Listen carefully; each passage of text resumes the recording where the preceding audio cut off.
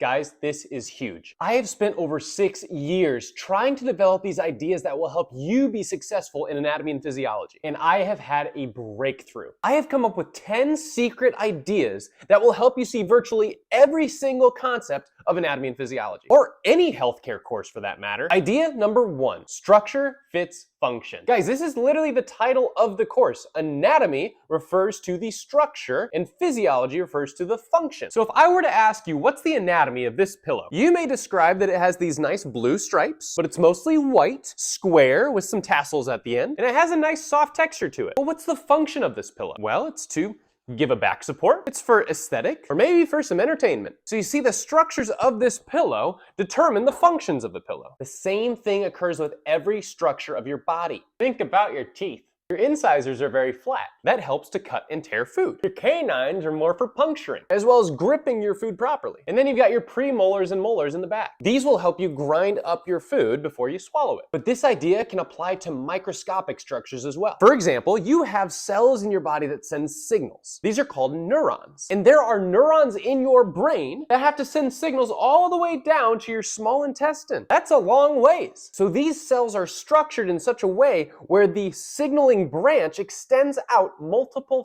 feet. Yeah, you have cells that are over 3 feet long. That's crazy. But then you have cells like your skin cells. And the ones you actually see are packed with proteins. And these protein structures help to insulate and protect your body from the outside environment. So as you're looking through diagrams and all these as you're diving into diagrams and models and obscure structures and drawings of anatomy, think about why it's structured the way it is, because you can then infer what the function is. Structure fits function.